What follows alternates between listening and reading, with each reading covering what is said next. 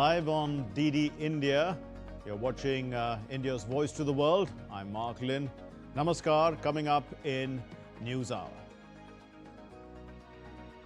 Prime Minister Modi flags off 1,140 crore rupees of projects, e-buses in Gujarat to mark Sardar Patel's 150th birth anniversary.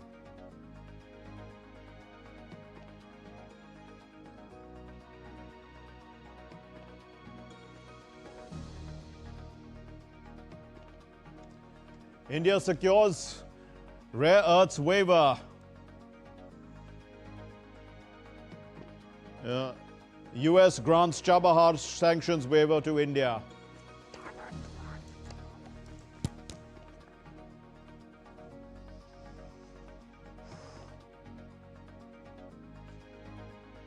Trump-Xi summit clears rare earths roadblock for a year. The US tariffs are cut to 47%. China to buy US soybean.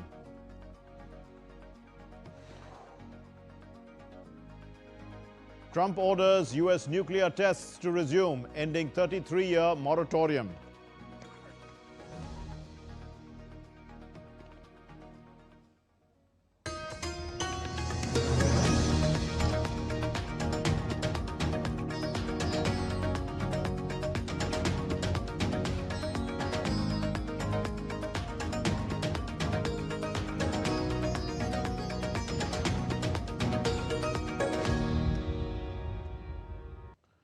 As India honors the 150th birth anniversary of Sardar Patel, Prime Minister Narendra Modi has arrived in Gujarat for a two-day visit to lead the Rashtriya Ekta Divas celebrations. The tribute to India's Iron Man is marked by a sweeping rollout of eco-friendly infrastructure and tourism upgrades at Ekta Nagar, home to the Statue of Unity. On Thursday, the Prime Minister flagged off 25 electric buses and inaugurated projects worth over 1,140 crore rupees, including tribal education centers, smart walks, and green mobility hubs. Here are the details. Prime Minister Narendra Modi is in the western Indian state of Gujarat on a two-day visit to participate in the Rashtriya Ekta Divas National Unity Day celebrations, marking the 150th birth anniversary of India's Iron Man, Sardar Patel at Kevadia. In a move to further enhance the tourist experience at Ekta Nagar, home to the world's tallest statue, the Statue of Unity, Prime Minister Modi flagged off 25 new e-buses with an e-charging depot on Thursday. This initiative aims to make tourism more comfortable, accessible, and environment friendly. Prime Minister Modi also inaugurated and laid the foundation stone of various infrastructural and development projects at Ekta Nagar in Kevadia. With a cumulative investment exceeding 1,140 crore rupees, the projects reflect the government's focus on eco-friendly tourism, smart urban planning, and sustainable growth. Among the key initiatives inaugurated include the Birsa Munda Tribal University in Rajpipla, Hospitality District Phase 1 at Garudeshwar, Vaman Vriksh Vatika, Satpuda Protection Wall, e-bus charging depot and 25 electric buses, Narmada Ghat extension, Kaushalya Path, walkway from Ekta Dwar to Shresth Bharat Bhavan Phase 2, smart bus stops Phase 2, dam replica fountain and GSEC quarters among others. Prime Minister Narendra Modi also laid the foundation stone of various projects, including Museum of Royal Kingdoms of India, Veer Balak Udyan, Sports Complex, Rainforest Project, jetty development near Shupaneshwar Ghat, travelators at the Statue of Unity, among others. During the program, PM Modi released a special commemorative coin of 150 rupee denomination and a stamp marking the 150th birth anniversary of Sardar Patel. On Friday, Prime Minister will participate in the Rashtriya Ekta Divas celebrations and offer a floral tribute to Sardar Vallabhbhai Patel on his birth anniversary. He will administer the Ekta Divas pledge and witness the Ekta Divas parade. Bureau Report, DD India. Union Home Minister Amit Shah has announced grand celebrations for Sardar Patel's 150th birth anniversary, hailing the Iron Man's role in unifying India. Speaking at a Bihar rally, Amit Shah said that a Republic Day style parade at Ekta Nagar, Kevadia colony on October 31st on the occasion of National Unity Day. Let's listen.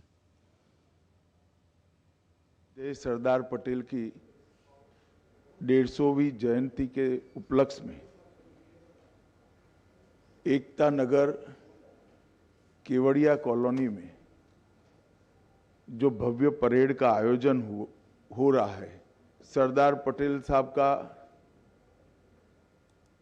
आजादी के बाद देश को एक करने में, आज के भारत के निर्माण में और एक भारत बनाने में कितना बड़ा योगदान है। इस बार रन फॉर यूनिटी को भी बड़े स्तर पर आयोजित करने का निर्णय लिया गया है। देश के सभी राज्य, केंद्र शासित प्रदेश, जिला, पुलिस स्टेशन, सभी स्कूल्स और यूनिवर्सिटी में रन फॉर यूनिटी का आयोजन हुआ है। As India commemorates the 150th birth anniversary of Sardar Patel, the nation turns its gaze to Kevadia, Gujarat, home to the towering Statue of Unity and the spirit of national integration. Now, Prime Minister Narendra Modi's two-day visit, in fact, it marks Rashtriya Ekta Divas with a series of eco-conscious initiatives, and the celebrations honor Sardar Patel's enduring legacy as the Iron Man of India, whose vision and resolve stitched together a fragmented post-independence nation. Here's some context.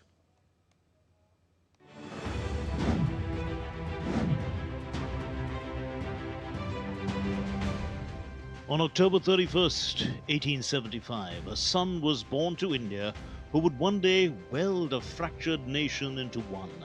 Sardar Vallabhbhai Patel, lawyer, freedom fighter, statesman, rose from humble beginnings to become the architect of India's unity. As the first Home Minister and Deputy Prime Minister of independent India, Patel's resolve and diplomacy led to the integration of over 560 princely states. His vision was clear: one nation, indivisible. That's why he's known as the Iron Man of India. हमारे क्रांतिकारियों को ठंडी में protection मिले, उसके लिए shawl देते थे। और उनके आजादी के बाद के तुरंत के सब लीडर को देखना, वो आजादी की लड़त का गौरव करने के लिए, क्रांतिकारियों का सम्मान करने के लिए ये शॉल अपने शोल्डर पर रखते थे।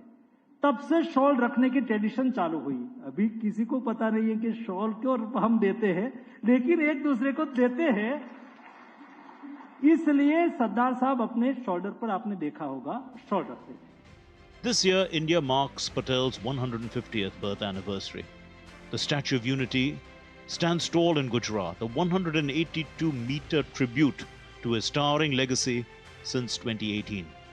Across the country, parades, cultural festivals, and the run for unity echo his enduring message. Strength lies in unity. सरदार 150 यानी कि सरदार के जीवन कावन से प्रेरणा लेना। दोस्तों, ये नरेंद्र मोदी है।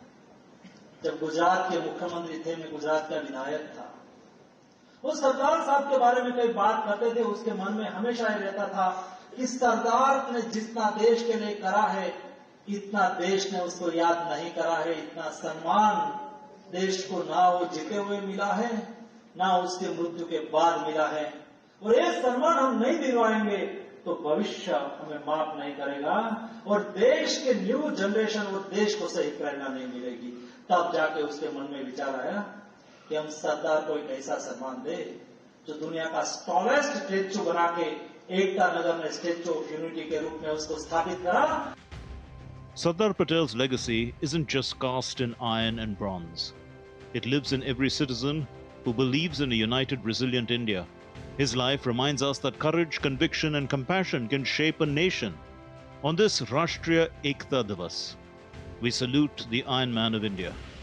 His dream lives on in our hearts, in our constitution, and in our collective will to stand together. Bureau Report, DD India. The External Affairs Ministry spokesperson Ranveer Jaiswal, while addressing the media, said that some Indian companies have now received licenses to import rare earth elements from China. We confirm that some Indian companies have received licenses for importing rare earth magnets from China. He also confirmed that the United States has granted India a 6-month sanctions exemption for operations at the Chabahar Port in Iran, a key project along the Gulf of Oman.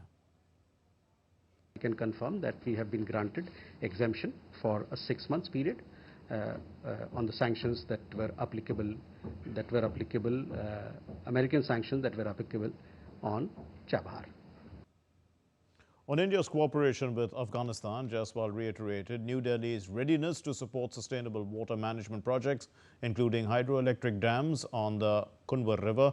And on trade, the spokesperson said that India and the United States remain in active discussions to finalize a trade package, with talks continuing at various levels. India stands ready to support all efforts of Afghanistan that are directed towards sustainable management of water resources, including hydroelectric projects. You also would know that between the two countries there has been a long history of cooperation on water matters. The Salma Dam, for example, is a perfect example of this cooperation, which is today called India-Afghanistan Friendship Dam. We continue to remain engaged with the US side to conclude a trade deal, and these discussions are continuing. On the specific questions of, of tariff, etc., I would refer you to Ministry of Commerce. Prime Minister Narendra Modi attended a cultural program at Ekta Nagar in Kevadia. The Prime Minister is on a 2-day visit to Gujarat. Ekta Nagar in Gujarat will witness a grand celebration on Friday, marking the 150th birth anniversary of Sardar Vallabhbhai Patel. Prime Minister Narendra Modi will attend the National Unity Day event, which pays tribute to the Iron Man of India and his vision of a united nation.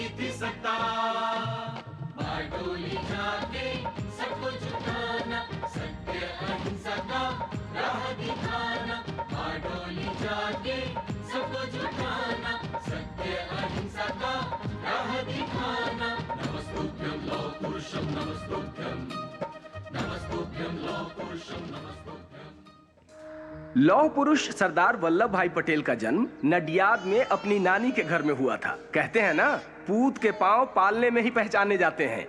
Vallabh भाई पटेल की निर्भीकता और नेतृत्व क्षमता school के दिनों में ही दिखने लगी थी। सरदार वल्लभ भाई पटेल सही मायने में कर्मयोगी थे। पेशेवर जीवन और व्यक्तिगत जीवन में हमेशा उचित दूरी बनाए रखते थे। एक दिन कोर्ट में बहस के लिए तैयार हो रहे थे, तभी उन्हें एक दुखद निजी सूचना मिली, परंतु एक वकील होने की भूमिका उन्होंने खूब निभाई और उस दिन की सुनवाई होने के पश्चात व्यथित हुए। सबसे बड़ी चुनौती ये थी कि 565 रियासतों में बटे इस भारत की धरती को एक कैसे रखा जा सके।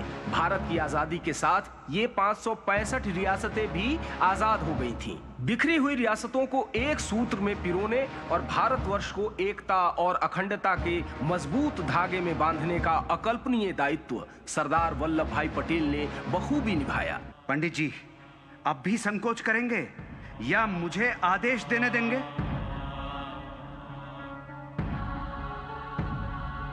कभी कभी संवाद से नहीं, दृढ़ कदम से ही इतिहास बनता है। 13 सितंबर 1948 को भारतीय सेना की टुकड़ी हैदराबाद में प्रवेश कर गई। सब कुछ तेज गति से हुआ। निजाम के सैनिक और रजाकार भारतीय टुकड़ी के आगे टिक न सके और मात्र 5 दिनों के अंदर अंदर भारतीय टुकड़ियों ने हैदराबाद को अपने नियंत्रण में ले लिया। भारत माता की।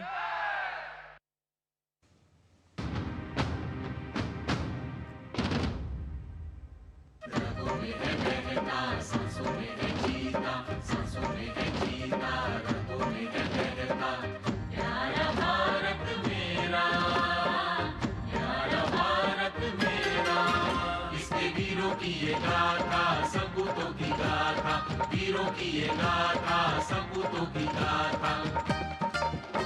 नमामि भारत माता नमामि,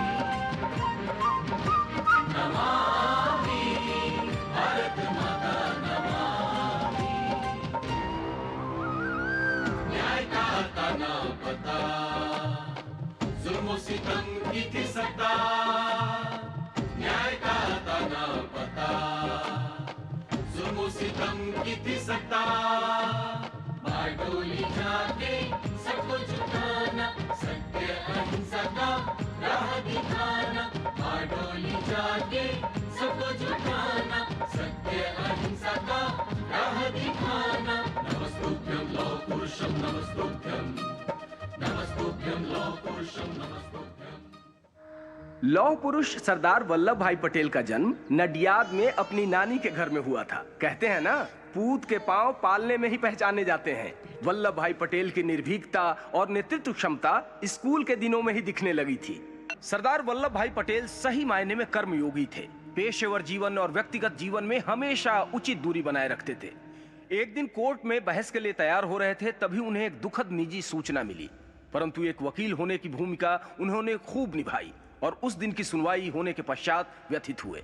सबसे बड़ी चुनौती ये थी कि 565 रियासतों में बटे इस भारत की धरती को एक कैसे रखा जा सके।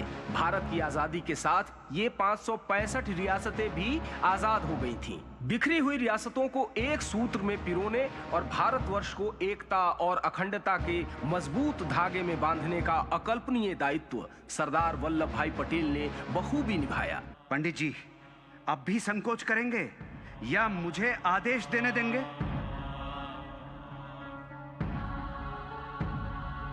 कभी कभी संवाद से नहीं, दृढ़ कदम से ही इतिहास बनता है। 13 सितंबर 1948 को भारतीय सेना की टुकड़ी हैदराबाद में प्रवेश कर गई। सब कुछ तेज गति से हुआ। निजाम के सैनिक और रजाकार भारतीय टुकड़ी के आगे टिक न सके और मात्र 5 दिनों के अंदर अंदर भारतीय टुकड़ियों ने हैदराबाद को अपने नियंत्रण में ले लिया। भारत माता की। What's still to come here on DD India News Hour? India and Cyprus review the implementation of the Joint Action Plan for Comprehensive Partnership. Russia strikes Ukraine energy grid in Zaporizhia. The US says China has approved the transfer agreement for the short video app TikTok.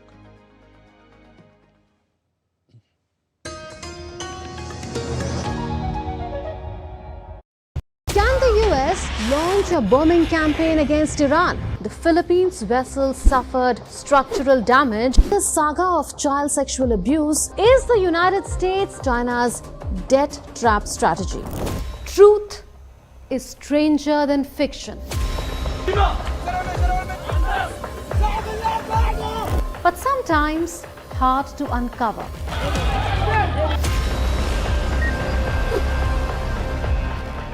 Trust us to tell the truth, unadulterated and pure, of every story that matters to you. Exactly what saved your country. You read between the lines, cut the clutter, and connect the dots to get you the full picture. Watch Connecting the Dots at these times with me, only on DD India.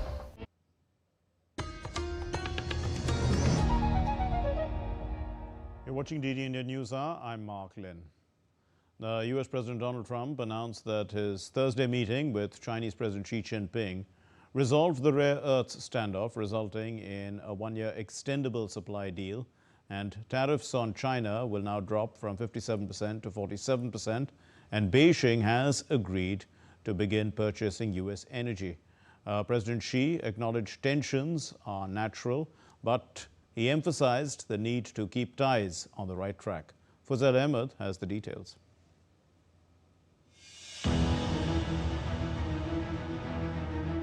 The first meeting in 6 years between US President Donald Trump and Chinese President Xi Jinping took place in Busan, South Korea on Thursday. The leaders held discussions on a number of issues for 1 hour 40 minutes more than the scheduled time. The US President said that they came to an agreement on almost everything. These include cracking down on illicit fentanyl trade, resumption of US soybean purchases, and keeping rare earths exports flowing. I think pretty soon. We have not too many major stumbling blocks. We have a deal. Now every year we'll renegotiate the deal, but I think the deal will go on for a long time, long beyond the year. We'll negotiate at the end of the year, but all of the rare earth has been settled, and that's for the world. Later, Trump wrote on Truth Social, "We agreed on many things with others, even of high importance, being very close to resolved. I was extremely honored by the fact that President Xi authorized China to begin the purchase of massive amounts of soybeans, sorghum, and other farm products. Our farmers will be very happy. In fact, as I said once before during my first administration, farmers should immediately go out and buy more land and larger tractors. I would like to thank President Xi for this. Additionally, China has agreed to continue the flow of rare earths, critical minerals, magnets, etc. openly and freely. Very significantly, China has strongly stated that they will work diligently with us to stop the flow of fentanyl into our country. They will help us end the fentanyl crisis. China also agreed that they will begin the process of purchasing American energy. In fact, a very large-scale transaction may take place concerning the purchase of oil and gas from the great state of Alaska." On his part, Chinese President Xi noted that China-US economic and trade relations have experienced ups and downs recently, but added China and the US should stay on the right course. According to Chinese state media, the Chinese president said that given the different national conditions in China and the US, it cannot be avoided that we do not always see eye to eye with each other, and it is normal for the two leading economies of the world to have frictions now and then. And in the face of waves and challenges, the two leaders at the helm of China-US relations should stay the right course and ensure the steady sailing forward of the giant ship of China-US relations. Our two countries are fully able to help each other and succeed and prosper together. Over the years, I have stated in public many times that China and the United States should be partner and friends. This is what history has taught us and what reality needs, demands. Later, Trump and Xi parted ways after holding talks at the South Korean air base on Thursday, with both the leaders sounding optimistic about cooling trade tensions between the world's two largest economies and promising to meet each other in the other's country next year. Zuzair Ahmed's report, DD India. India's External Affairs Minister Dr. S. Jaishankar held talks with Cyprus's Foreign Minister Dr. Konstantinos Kombos, strengthening bilateral relations between India and Cyprus. In his opening remarks, Dr. Jaishankar said that India and Cyprus are trusted friends and reliable partners. He appreciated Cyprus's consistent support on issues of core interest to India, especially in the battle against cross-border terrorism. India and Cyprus are trusted friends and reliable partners. Trust and time-tested are not easy adjectives to use nowadays, but certainly I think, do that with a great deal of confidence and assurance for this relationship. Our ties have developed into a comprehensive partnership anchored in mutual respect, shared democratic values, and a joint strategic vision. It is forward-looking and it is aligned with the interests and aspirations of both our countries. We also cooperate closely in regional and multilateral fora, including the United Nations, the European Union, and the Commonwealth frameworks. The External Affairs Minister, Jaishankar, also attended the 35th German Unity Day celebration in New Delhi. Speaking on the occasion, he underlined the strong and growing strategic partnership between India and Germany, even as the world faces uncertain times. Jaishankar, in his address, recalled that this year also marks the 25th anniversary of the India-Germany strategic partnership. He said that the two countries are entering a period of global uncertainty marked by strategic unpredictability and economic volatility. He stressed that India and Germany carry the responsibility of ensuring stability and advancing a mutually beneficial agenda. Let's listen. Let me also today express our deep appreciation for Germany's clear stand in the aftermath of the Pahalgam terrorist attack. My counterpart, Minister Johann Vadeful, was unambiguous in supporting India's right to defend itself against terrorism. It is in full consonance with our belief that there should be zero tolerance towards terrorism. In Ukraine, rescuers have recovered 2 bodies from the rubble of a 5-story dormitory destroyed in the Russian strike on Zaporizhzhia on Thursday. Officials say at least 23 people were injured. Among them, 6 were children as emergency teams continue to search the site. President Volodymyr Zelensky revealed that Russia launched a barrage of more than 650 drones and also 50 missiles overnight. While most were intercepted, he said, some did hit their targets. Ukraine's Prime Minister Yulia Sverdenko condemned the latest strikes, accusing Moscow of trying to spark a humanitarian catastrophe as freezing temperatures approach. Hamas handed over the bodies of 2 Israeli hostages on Thursday following a series of deadly Israeli strikes that rattled the fragile ceasefire in Gaza. The Israeli military confirmed it received 2 coffins in Gaza and is transporting them to Israeli forces for identification and burial. Earlier, Israeli jets and tanks struck targets in eastern Gaza. 10 airstrikes were reported near Khan Yunis in the south, while shelling hit areas east of Gaza City. No casualties were recorded. And Israel's military described the operations as precise strikes on what it called terrorist infrastructure, posing a threat to troops in areas still under Israeli control. The U.S. Treasury Secretary Scott Bessent said on Thursday that China has approved the transfer agreement of the short video app TikTok. Bessent asserted that progress is being made on the TikTok agreement after Chinese authorities granted approval in Kuala Lumpur. He expects the deal to move forward in the coming weeks and months. China's Commerce Ministry also stated it will properly handle TikTok-related issues with the United States.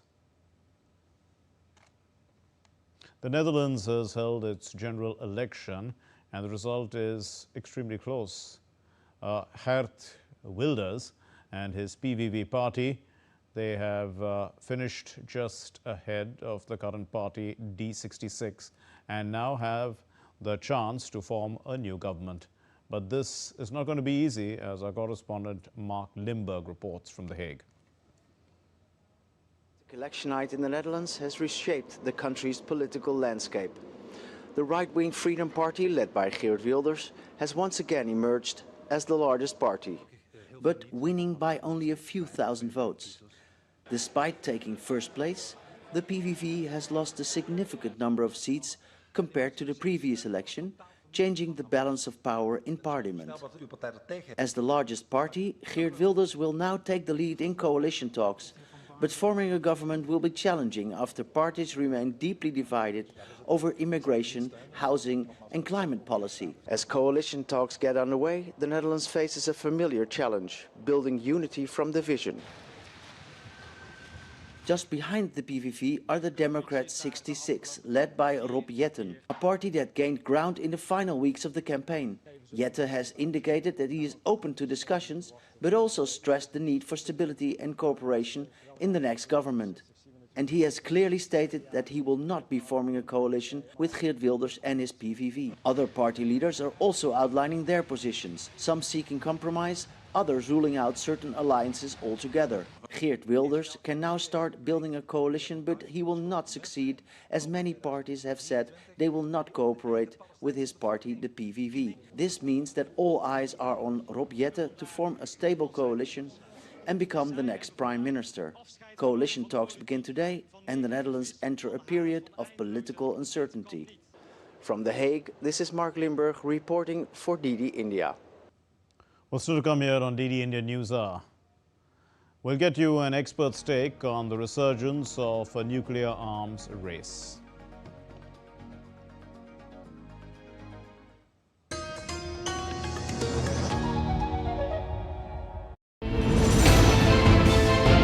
Geopolitics and trade deals. Economic challenges amid development. Hard work and the path to prosperity. It's the economy, always. Between walkers, money is what money does and says. Supply creates its own demand. Between the bulls pulls and bears tears.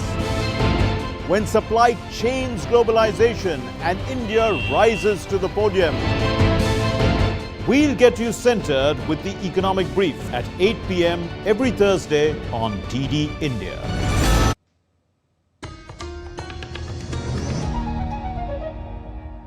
You're watching DD India News Hour. I'm Mark Lynn. And now we're going to bring you a special report on the global implications of the US President Donald Trump ordering US nuclear tests to resume. He ended a 33-year moratorium. So is this going to lead to a nuclear race? Here's the report. US President Donald Trump has ordered the US military to resume testing nuclear weapons, ending 33-year-old moratorium. The announcement came via Truth Social while he was aboard Marine One en route to Busan for trade talks with Chinese President Xi Jinping. Trump said he was instructing the Pentagon to test America's nuclear arsenal on an equal basis with other nuclear powers. We have more nuclear weapons than anybody. We don't do testing. We've halted it many years ago. But with others doing testing, I think it's appropriate that we do also.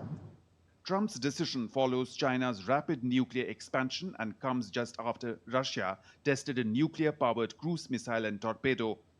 Meanwhile, the Kremlin reacted cautiously to President Trump's remarks about the resumption of nuclear weapon testing by the United States, saying that Russia had not tested, but that Moscow would follow suit if Washington did. We hope that President Trump has been correctly informed on tests of the Burevestnik and the Poseidon. In no way can they be seen as nuclear tests. Taking a look at global nuclear facts, US and Russia hold nearly 90% of the world's nuclear weapons. Russia possesses 5,459 warheads. US has 5,177 warheads. China, with nearly 600 warheads, is rapidly expanding.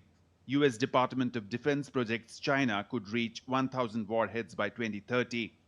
Both US and Russia maintain a full nuclear triad, land, sea, and air-based systems, while China is developing one with new missile silos, nuclear submarines, and strategic bombers. Russia continues to possess largest stockpile of tactical nuclear weapons, about 1,500 warheads, while US maintains around 100 tactical weapons deployed in Europe. Analysts warn Trump's move may reignite new global nuclear arms race, undoing decades of arms control progress. As the US, Russia, and China modernize their nuclear forces, the world faces a shifting and unstable power balance, one that experts fear could mark the dawn of a new Cold War-style nuclear era. Bureau Report, DD India. And to help us unpack the story, we have with us Ambassador Mohan Kumar, former senior diplomat and strategic affairs expert. Ambassador Mohan Kumar, what's the point of, this nuclear strategic parity that Trump hopes to achieve through this testing? None of these weapons can ever be used. We all know that. So how far can threats go?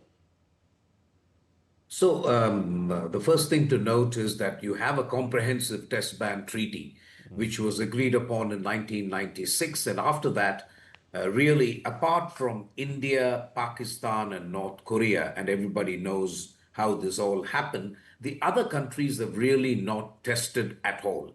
So there is an informal understanding that there will be no testing of nuclear weapons, and that is because it has implications for the environment, it has implications for human health. More than anything else, as your Bureau report pointed out, there is likely now to be a global arms race. If one country tests, the other countries are not going to keep quiet.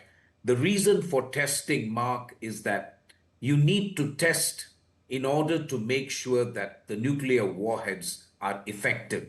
Computer simulations and other lab simulations can only take you this far. Ultimately, you need to test it at some point, but then testing actually then leads to improvement of weapons, expenditure on weapons, and the other countries cannot keep quiet. You cannot have one country take such an insurmountable lead in terms of quality of weapons. Otherwise, your equilibrium that you have struggled to establish over the last 30 years falls apart.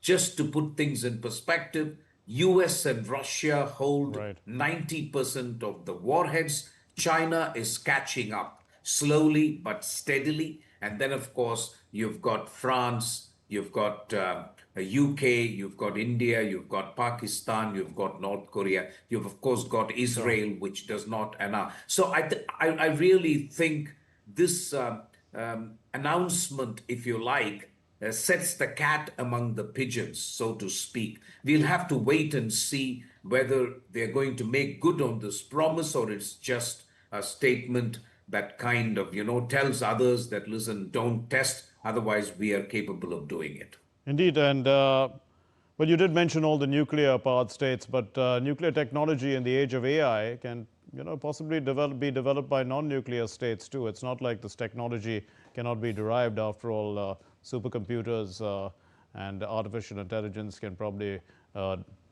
find out the solutions. So will this encourage an arms race and lead to a greatly unsafe world if, because the US is doing it, because Russia is doing it, because China is doing it, everybody else decides to do it?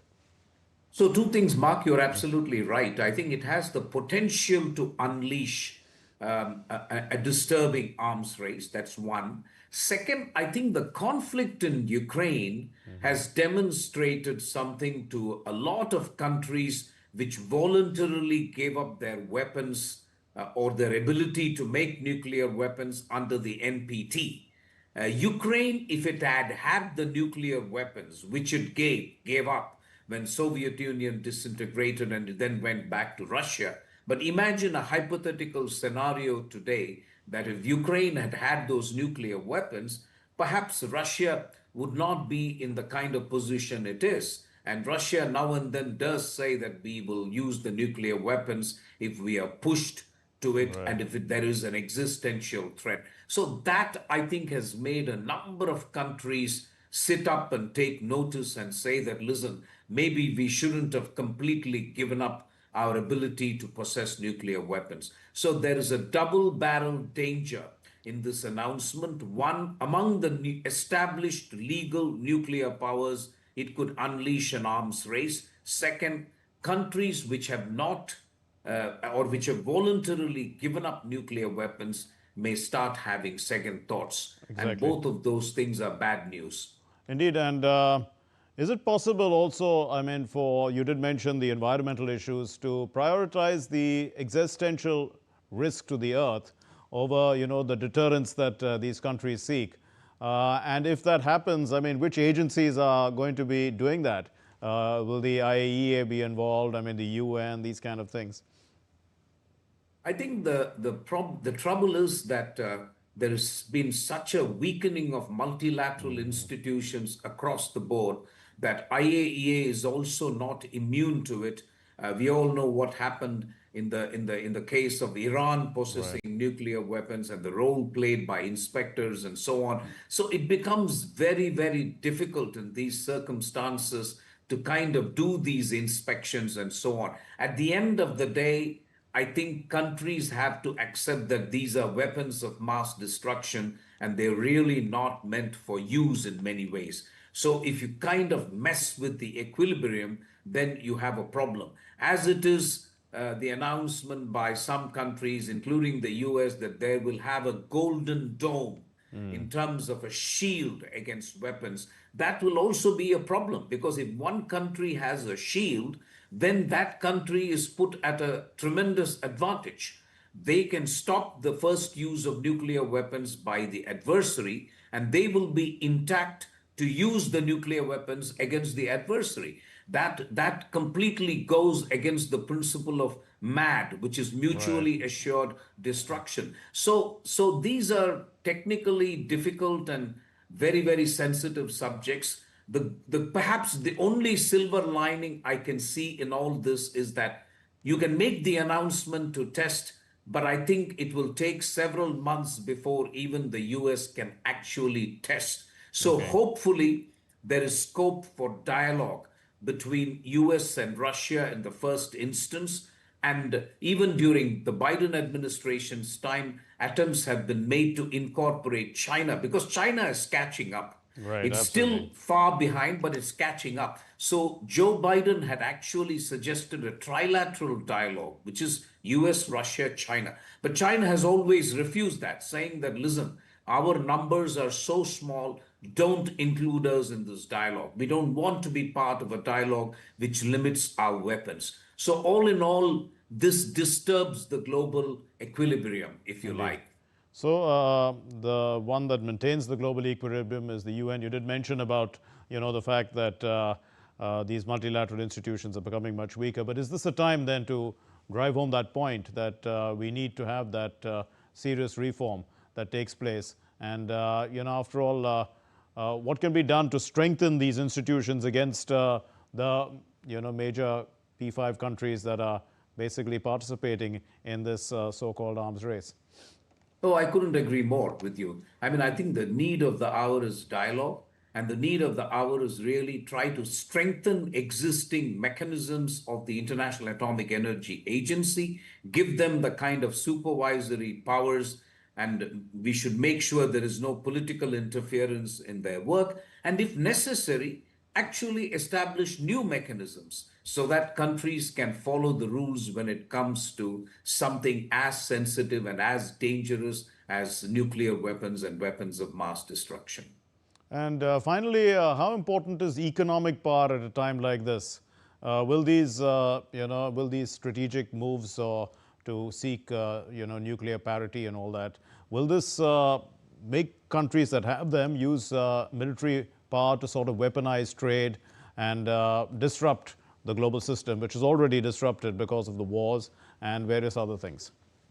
No, I think you're right. Two things will happen. One, of course, there will be an attempt to use it in the military and security sphere. I also worry about the amount of money that will be spent in this area trying to develop new weapons and new technology at a time when that money can be better used in the world to meet the SDG goals or to meet other requirements that humanity needs so badly. After all, Ukraine needs money for reconstruction. Africa needs money for generally getting out of poverty. Climate change is an issue that has been ignored. To kind of set aside all this and then just focus on spending more and more money on the military industrial complex seems such a daft idea. So from that point of view, also it is disturbing. Ambassador Mohan Kumar, thank you for your clarity on this issue. Now let's move on to our next story. The Election Commission of India reviewed interstate border preparations ahead of the Bihar Assembly elections 2025, ensuring smooth and secure polling. The Commission directed officials to maintain strict vigil across state borders to prevent illegal movement of cash, liquor and inducements. Authorities were asked to ensure peaceful, transparent and inducement-free elections through coordinated monitoring and real-time reporting.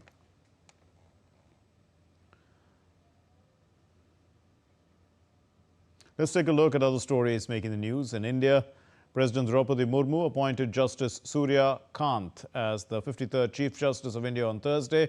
He's going to assume office on the 24th of November. He succeeds the current Chief Justice, B.R. Gavai. The Union Health Minister, J.P. Nadda, reviewed the progress of the ongoing Special Campaign 5.0 and inspected the office rooms and premises at Nirman Bhavan in New Delhi. And this campaign reaffirms the government's commitment to enhanced cleanliness. The Hindu festival of Gopashtami, celebrated with great devotion at Sri Govinda Ji Temple in Imphal. And this event features a play about Lord Krishna and his brother Balram. During their childhood, it emphasizes their friendship and also the many evil forces that they confronted together. Still to come here on DD India News Hour. Hurricane Melissa smashes through the northern Caribbean, picking up speed as it churns across open ocean towards Bermuda. And the 100 days countdown for the 2026 Winter Olympics has begun.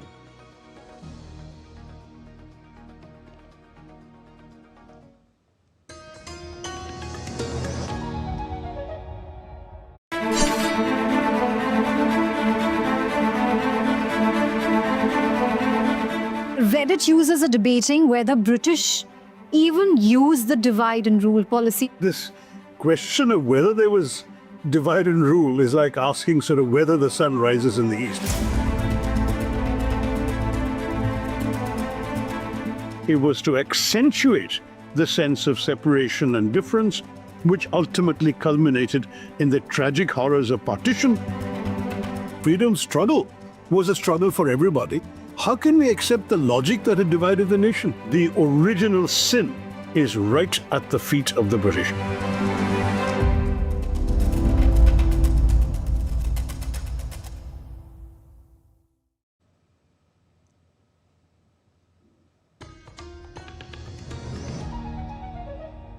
You're watching DD India News Hour. I'm Mark Lynn. Prime Minister Modi met the family of the late Sardar Vallabhbhai Patel in Kevadia.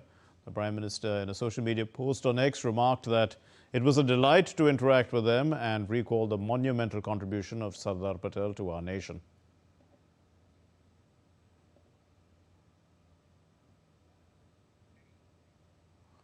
The Embassy of India in Abu Dhabi has announced the launch of an upgraded passport system that will issue e-passports with embedded chips to all Indian nationals in the UAE beginning the 28th of October. Starting from the 20th of October, all passport applicants must use the newly launched online portal to access passport services. These chip-enabled passports are designed to enable faster and smoother clearance at immigration checkpoints worldwide. Documents now can be uploaded in advance and accessed by outsourced service provider for verification purposes. For applicants whose passport information remains unchanged and who simply wish to renew their passport after its validity expires, the process has been significantly simplified. The new platform allows outsourced service providers to make minor corrections based on verified information from the applicant's previous passport without any additional charge. Applicants must ensure that their passport photographs meet ICAO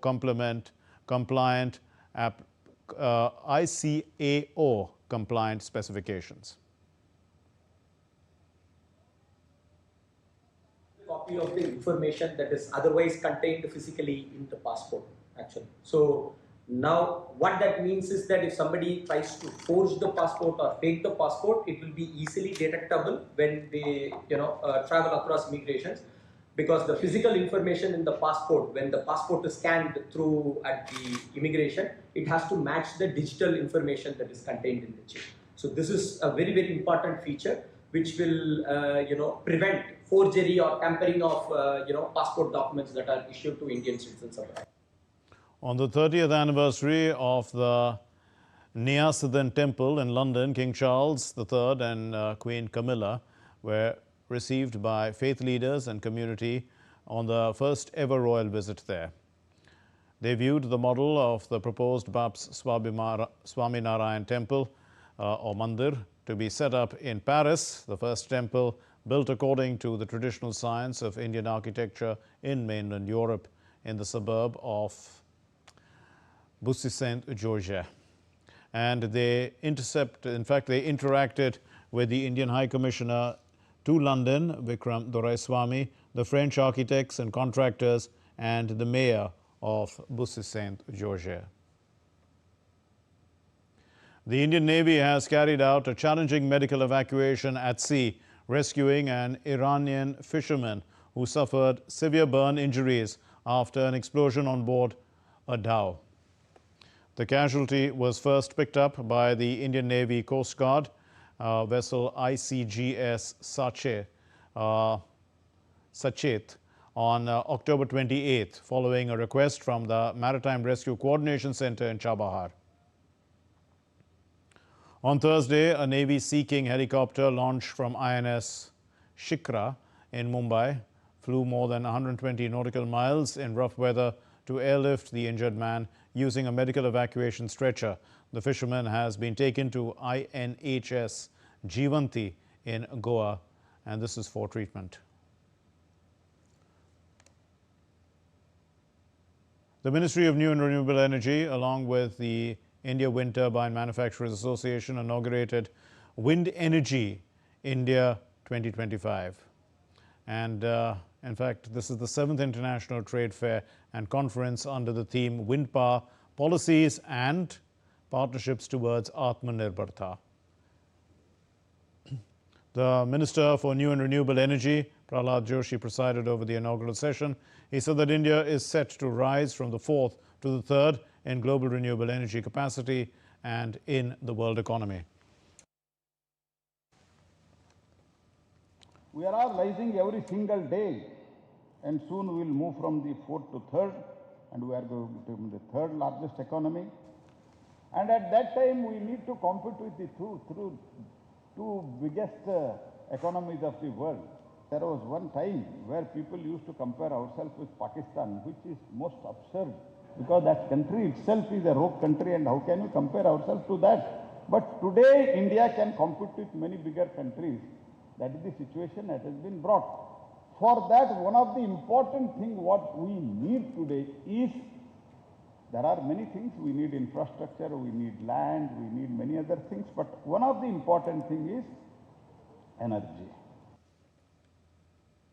Hurricane Melissa smashed through the northern Caribbean and was picking up speed as it churned across open ocean towards Bermuda on Thursday, leaving a trail of high winds and destruction from Jamaica to Cuba and Haiti in its wake. People across the Bahamas and nearby Turks and Caicos hunkered down as the passing storm pummeled them with dangerous gusts and rain. Around 970 kilometers northeast of the storm's last position, Bermudans, they prepared for its approach, which is expected by the evening, and authorities across the region are struggling to keep track of the devastation. They confirmed 25 deaths in Haiti, 10 of them are children, 4 of them are in Jamaica.